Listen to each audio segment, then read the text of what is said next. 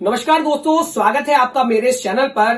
राजनीति में एक कहावत है कि कौन कब कहां पलट जाए कहा नहीं जा सकता, और ऐसा ही हुआ है यूपी में अखिलेश यादव के साथ। आज समाजवादी पार्टी को राज्यसभा चुनाव में हुई वोटिंग में एक ऐसा झटका लगा है जिसकी कल्पना अखिलेश यादव ने शायद नहीं की होगी। अखिलेश यादव को आज उनके सबसे ज्यादा करीबी या फिर कहें उनके अपनों ने ही तगड़ा झटका दे दिया, और सपा के आधा दर्जन से ज्यादा विधायकों ने बीजेपी के उम्मीदवार को वोट कर दिया। इतना ही नहीं, उसके बाद जिस तरीके से अखिलेश यादव ने जो बयान दिया उसे सुनकर हर कोई चौंक गया।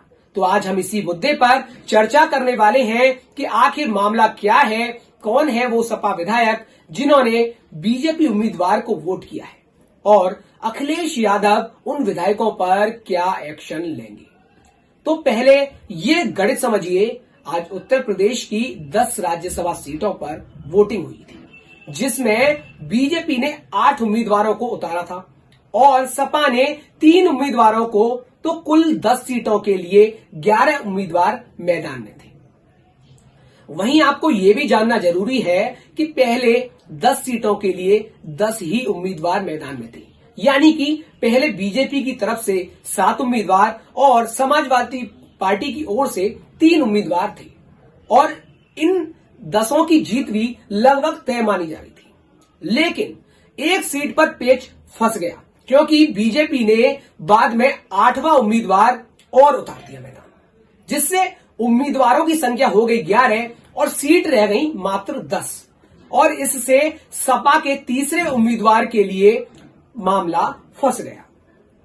वहीं अब आप ये भी समझ लीजिए कि बीजेपी और सपा को अपना हर एक उम्मीदवार के जिताने के लिए 37 विधायकों के वोटों की जरूरत थी। तो इस हिसाब से देखें तो बीजेपी के पास अपने 252 विधायक हैं, जबकि बाकी 34 विधायक उसकी सहयोगी पार्टियों यानी कि एनडीए में शामिल हैं। वहीं 2 विधायक राजा भैया की पार्टी जनसत्ता दल के भी हैं। ये समय समय पर सरकार के साथ ही खड़े नजर आते हैं। अगर इन्हें भी जोड़ लें तो बीजेपी के पास 288 विधायकों का समर्थन है, लेकिन बीजेपी को 8 उम्मीदवार जिताने के लिए 296 वोटों की जरूरत है, यानी अभी भी बीजेपी को अपना 8वां उम्मीदवार जिताने के लिए 8 वोट कम पड़ रहे थे।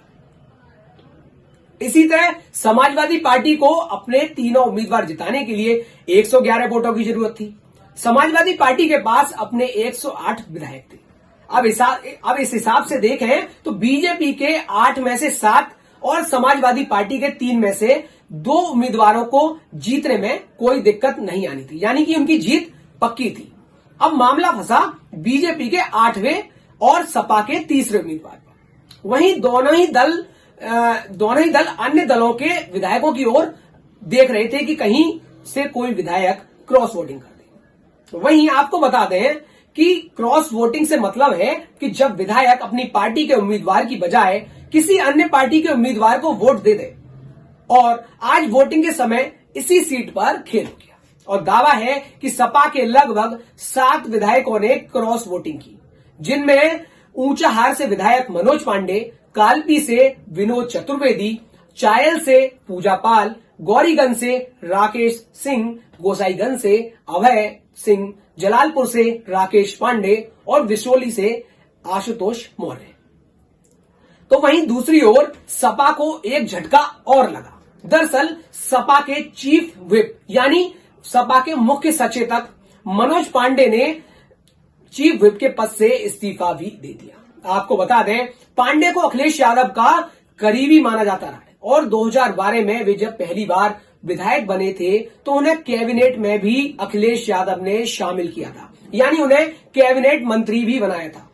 वहीं दावा है कि मनोज पांडे के मन बदलने की बड़ी वजह रायबरेली लोकसभा सीट है। इस बार भी यह सीट समझौते के तहत सपा ने कांग्रेस को दे दी है, चूंकि यूपी में सपा और कांग्रेस का गठबंधन हुआ है। वहीं ऐसा कहा जा रहा है कि जबकि पांडे खुद यहां से चुनाव लड़ना चाहते थे। हालांकि यह दावा कितना सही है, आने वाले 1-2 दिन में यह भी साफ हो जाएगा। वहीं अब बात करें अखिलेश यादव की, तो अखिलेश यादव ने पूरे मामले पर अपनी प्रतिक्रिया देते हुए कहा है कि राज्यसभा चुनाव में वोट लेने के लिए भाजपा ने सब कुछ किया, यानी उन्होंने भाजपा पर तीखा हमला बोला है। और उन्होंने आगे कहा कि जो लोग गए हैं उनमें सरकार के खिलाफ खड़ा होने का साहस नहीं रहा होगा।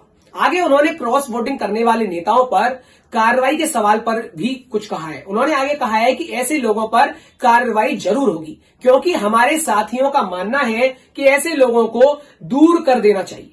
वहीं कद्दावर नेताओं के साथ छोड़े जाने के सवाल पर उन्होंने कहा कि कद्दावर लगते थे लेकिन है नहीं। वहीं उन्होंने यह भी दावा किया कि हम इसके बाद और मजबूत होंगे, यानी उन्होंने दावा किया है कि हमारी पार्टी इसके बाद और मजबूत हो जाएगी। वहीं उन्होंने आगे कहा कि जो लोग गए हैं उनके खिलाफ कार्रवाई होगी। और इतना ही नहीं, लास्ट में बोले कि हम तो विपक्ष में हैं, हम किसी को क्या ही दे सकते हैं, कोई हमारे पास क्यों आएगा। तो वहीं अब आगे देखना यह होगा कि भविष्य में समाजवादी पार्टी आने वाले लोकसभा चुनावों में बीजेपी को कितनी टक्कर दे पाती है, क्योंकि आज तो समाजवादी पार्टी के साथ बीजेपी ने खेला कर ही दिया।